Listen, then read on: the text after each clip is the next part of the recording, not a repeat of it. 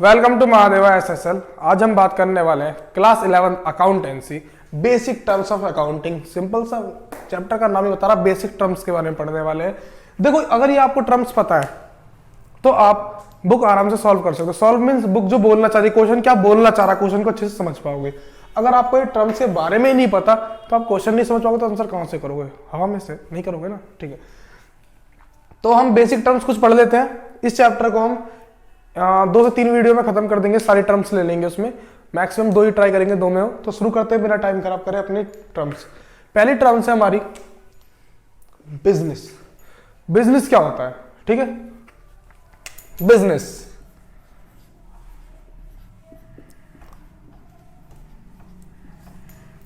Business हर कोई बता देगा बिजनेस का मतलब, है ना। तो बिजनेस क्या होता है? कोई व्यक्ति कोई भी एक्टिविटी, कोई भी क्रिया कर रहा है, किस लिए कर रहा है? पैसा कमाने के लिए। उसका जो पीछे मोटिव है ये कि पैसा आ जाए। लाइक कोई शॉप है, वो वहां पे क्यों बैठा, क्यों अपने सामान को बेच रहा है, क्यों बेच रहा है? ताकि उसका पीछे मोटिव ये है, मेरे को पैसे मिलेंगे, मेरी अर्निंग होगी। तो कोई भी काम किस लिए किया जाए? पैसे कमाने के लिए, उसको बोलते हैं हम business. Business refer those activity which are performed by a person for money making. मतलब पैसा बनाने के लिए जो भी एक्टिविटीज की जाती है उनको बोलते हैं बिजनेस। ओके, ठीक है, बिजनेस क्लियर हुआ। आगे बढ़ते हैं। देखो, नेक्स्ट आता है हमारा प्रोप्राइटर। अब ये प्रोप्राइटर कौन होते हैं? लग तो अजीब सा रहा है, कौन होते हैं? देखो मैं बताऊं कौन होते हैं। मालिक सुना, मालिक के, ये बिजनेस का मालिक है ना। मालिक, ओनर। ओनर इसको बिजनेस की फॉर्म में, अकाउंटेंसी में उसको बोलते हैं प्रोप्राइटर। क्या बोलते हैं? प्रोप्राइटर। प्रोप्राइटर कौन होता है? Owner of the business. मतलब बिजनेस का जो मालिक होता है उसको हम प्रोप्राइटर बोलते हैं यहाँ पे। ठीक है, अगली टर्म आती है हमारी कैपिटल। अब ये कैपिटल क्या होता है भाई? ठीक है, कैपिटल देखते हैं, समझते हैं कैपिटल को अच्छी तरीके से क्या होता है। ये हमारे मिस्टर एक्स हैं, इन्होंने एक बिजनेस चालू किया, XYZ लिमिटेड। ठीक है, इन्होंने एक बिजनेस चालू किया। ठीक है, इन्होंने जब बिजनेस चालू करते हैं, आप सभी को होता है, कोई बिजनेस फ्री में तो होता नहीं, बिजनेस में पैसा लगाना पड़ता है जब भी बिजनेस शुरू होता है। तो इन्होंने क्या किया, बिजनेस में 1 लाख रुपए लगाए और बिजनेस को चालू किया। तो अब इसमें कैपिटल का रोल क्या है? कैपिटल क्या है? कौन सी चीज कैपिटल है भाई? देखो, ये जो इन्होंने बिजनेस स्टार्ट करते समय जो पैसा लगाना बिजनेस को, वो होता है हमारा कैपिटल। ठीक है, कैपिटल वो पूंजी, वो राशि होती है, वो अमाउंट होता है जो बिजनेसमैन अपने बिजनेस में लगाता है। ठीक है, कौन सा होता है? जो बिजनेसमैन अपने सेल्फ, यानी अपने खुद के बिजनेस में जो पैसा लगाएगा उसे बोलते हैं कैपिटल। ठीक है, अब कैपिटल काइंड में भी हो सकती है ना। हो सकता है फर्नीचर ले आए, कुछ भी ले आए तो भी, लेकिन फिलहाल आप इतना समझो कैपिटल वो होता है जो बिजनेसमैन अपने घर से लाके बिजनेस में लगाता है। ठीक है, वो कुछ भी हो सकता है। एडिशनल कैपिटल भी होती है, कुछ ज्यादा फर्क नहीं होता। मान लो बिजनेस चालू है, मैंने एक कैपिटल और लगा दी 5000 रुपए की, तो ये भी कैपिटल अपने घर से लगाई है बिजनेस में, तो इसको मैं बोल दूंगा एडिशनल कैपिटल। जो एडिशनल लगाई है ना, एडिशनल मींस एडिशनल लगाई है, तो हमारा हो जाता है एडिशनल कैपिटल। इतनी बात समझ में आती है? ठीक है, आगे बढ़ते हैं, अगली टर्म देखते हैं। अगली टर्म हमारी कौन सी है भाई? अगली टर्म हमारी इन्वेस्टमेंट। दोनों बिल्कुल अलग चीजें, थोड़ा ध्यान से देखना, इनमें कंफ्यूजन हो जाती है कभी कभी, कोशिश करना कंफ्यूजन ना हो। ठीक है, इनमें कंफ्यूजन ना हो, ट्राई करना, दोनों एक जैसी होती हैं। ठीक है, अब देखो थोड़ा सा, ये एक बंदा है। ठीक है, ये मान लो ये हमारे मिस्टर एक्स ही है। ठीक है, ये हमारे मिस्टर एक्स का एक बिजनेस चल रहा है यहाँ पर, ये रहा XY लिमिटेड। अब मिस्टर एक्स पे पैसा वैसा बढ़िया तरीके से हो गया बिजनेस से। अब इनका दिमाग कुछ तिगड़म करके बैठा रहा है, कह रहा किसी और पैसा कमा जाए किसी तरीके से। तो मिस्टर एक्स ने जुगाड़ लगाया कि ये जो ABC लिमिटेड है, इसमें कुछ पैसा इन्वेस्ट कर दिया जाए। किस लिए? ज्यादा प्रॉफिट के लिए, है ना। तो इन्होंने क्या करा, इस बिजनेस में जो पैसा लगाया, ये किसी का अदर बिजनेस है। ठीक है, तो इन्होंने यहाँ पे मान लो 5000 50,000 यहाँ पे लगा दिए। ठीक है, इस 50,000 को बोलेंगे हम इन्वेस्टमेंट। क्या बोलेंगे? इन्वेस्टमेंट। इतनी बात समझ में आती है? अब दोनों में डिफरेंस कर लेते हैं एक बार। देखो, मिस्टर एक्स ये भी है, मिस्टर एक्स ये भी है। अब मिस्टर एक्स ने जब अपने सेल्फ, खुद के बिजनेस में जो पैसा लगाया उसको बोलते हैं कैपिटल। बट मिस्टर एक्स ने जो किसी दूसरे, किसी अदर के में पैसा लगाया, वो होता है अनदर भी बोल सकते, सॉरी अदर कह रहा हूं, अनदर में जो पैसा लगाया किसी और के बिजनेस में, उसको बोलते हैं इन्वेस्टमेंट। क्लियर हुआ? कैपिटल वो अमाउंट होता है जो बिजनेसमैन अपने ही बिजनेस में लगाता है और इन्वेस्टमेंट दूसरे बिजनेस में लगाता है। ठीक है, इतनी बात समझ में आती है। आगे बढ़ते हैं। ठीक है, अगली टर्म कौन सी है हमारी? ड्राइंग। अब भाई ये ड्राइंग क्या होता है? चलो ड्राइंग दिखाता हूं आपको क्या होता है।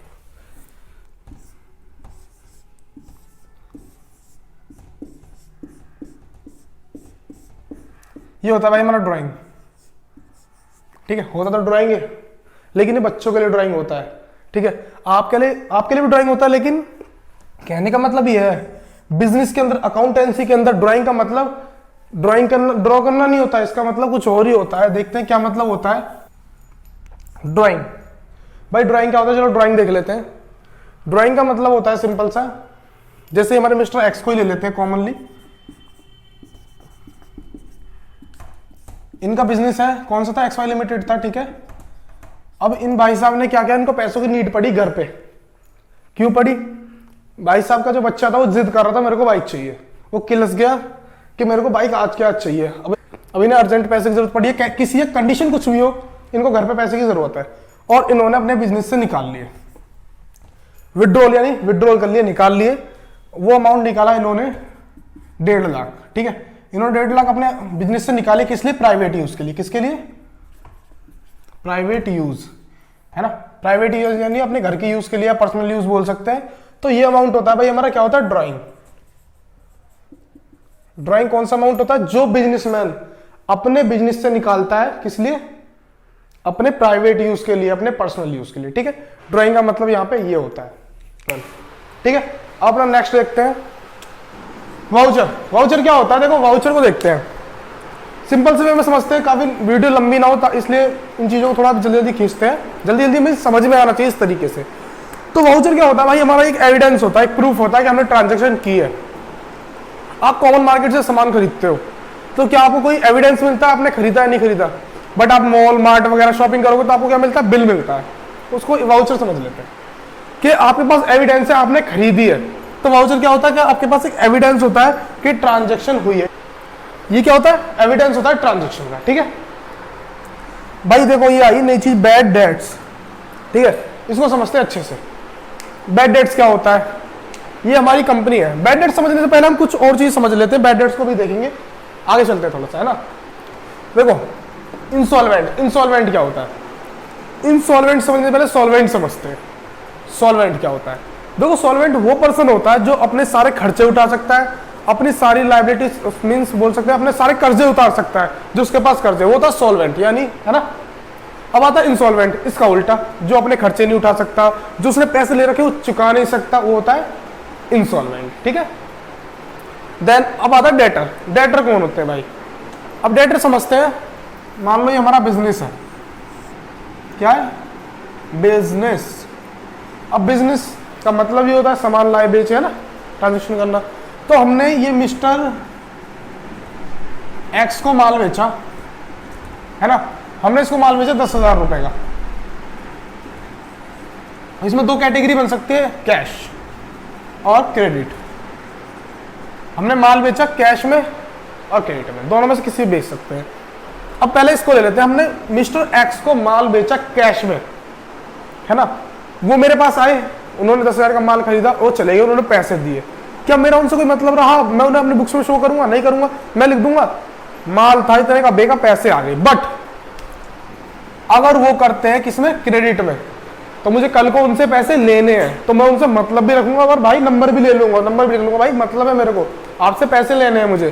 ठीक है, तो मिस्टर एक्स को जो मैंने उधार, क्रेडिट, क्रेडिट मीन्स होता उधार, उधार पे जो माल बेचा और जितने पैसे लेने हैं, है ना। तो सिंपल सा भी हो गया हमारी डेटर। अब डेटर देखो क्या होता है, एक बार देख लेते हैं डेटर।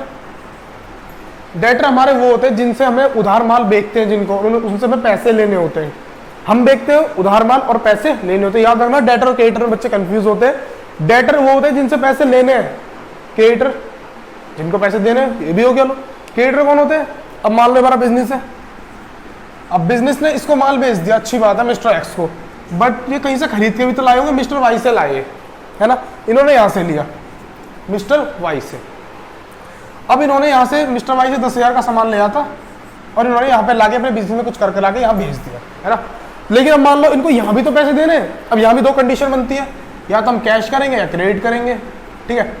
अगर मैं किसी से माल कैश खरीद के लाया हूँ तो मुझे उससे कोई मतलब होगा नहीं होगा, यहाँ भी मतलब नहीं होगा, यहाँ भी मतलब नहीं होगा, है ना, दोनों तरफ मतलब नहीं होगा। बट अगर मैंने क्रेडिट पे किया हुआ है तो मुझे इनसे मतलब होगा, कल को हमें इन्हें पैसे चुकाने हैं, ठीक है। तो जिस बंदे से माल लिया है उधार क्रेडिटर, और जिसको माल दिया है उधार डेटर, ठीक है। कंफ्यूज नहीं होना बिल्कुल भी, जिससे माल हमने लिया है उधार वो होता है क्रेडिटर, और जिसको माल दिया है उधार वो होता है डेटर, ठीक है। आगे देखते हैं,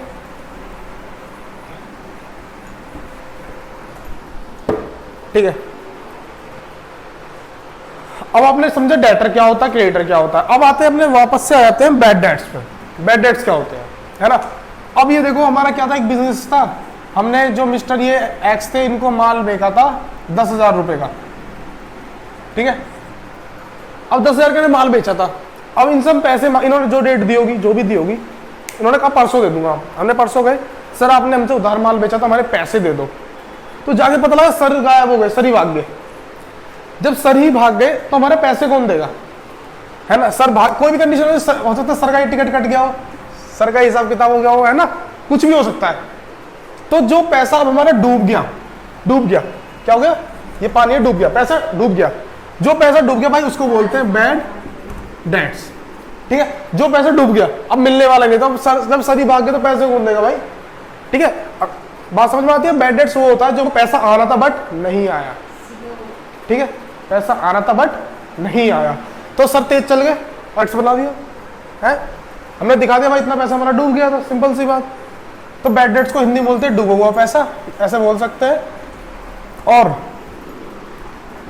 बैड डेट्स क्या होते हैं एक बार दोबारा देख लेते हैं। बैड डेट्स वो पैसा होता है, वो अमाउंट होता है जो हमें लेना था, डेटर मीन्स जिसको माल उधार बेचा था, उससे लेना था, बट किसी कारण कोई भी स्थिति में उसने पैसा नहीं लौटाया, ये साफ साफ मना कर दी, ले लो उखाड़ लो, जो उखाड़ा मैं नहीं दे रहा, कुछ भी कंडीशन होनी हो, पैसा डूब गया मीन्स बैड डेट हो गई, ठीक है। आगे बढ़ते हैं।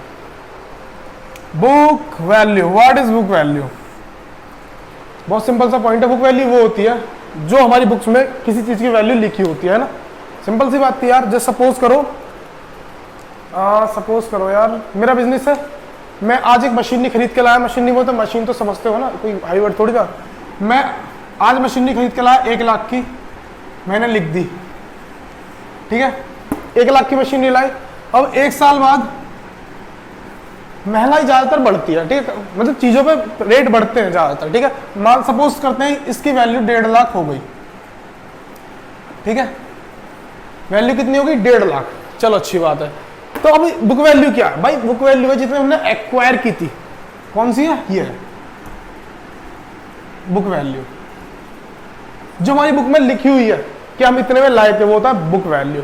इतनी बात समझ में आती है, ठीक है। आगे बढ़ते हैं। देन डेप्रिसिएशन समझने से पहले परचेज ऑफ सेल देख लेते हैं एक बार।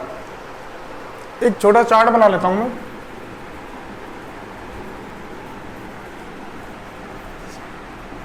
ठीक है भाई।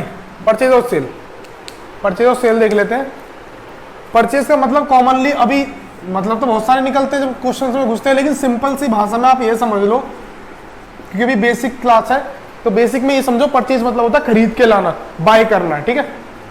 बाकी डिफरेंस हर चीज में होता है, इसमें भी होगा कुछ ना कुछ है, बताऊंगा आगे चल के। बट अभी फिलहाल इतना समझो क्या होता है इसका मतलब खरीदना किसी चीज को, और सेल का मतलब सभी जानते हो बेचना, क्या करना, बेचना, ठीक है। अब परचेज में क्या एक नई चीज बनती है, परचेज में आता है PR यानी परचेज रिटर्न, सेल में आता है SR यानी सेल रिटर्न, ठीक है। परचेज रिटर्न होता है, सेल रिटर्न होता है। परचेज रिटर्न यानी हमने माल खरीदा था, हमने यहाँ पे खरीदा था, फिर उसको बेच दिया, इन किया था, फिर आउट कर दिया। माल खरीदा, परचेज, माल खरीदा हुआ वापस कर दिया। सपोज आप गए मार्केट, आप 2 टी-शर्ट लेके आए, ठीक है। घर आके आपने डाल के देखा, जैसे भी हुआ तो एक आपको किसी तरीके से पसंद नहीं आ रही, तो आपने पहले परचेज कर लिया, फिर जाकर उसको बेच दिया, मतलब आई मीन टू से वापस कर दिया, ठीक है। तो क्या हुआ, परचेज रिटर्न, खरीदा हुआ माल वापस कर दिया, ठीक है। बात समझ में आती है, ओके।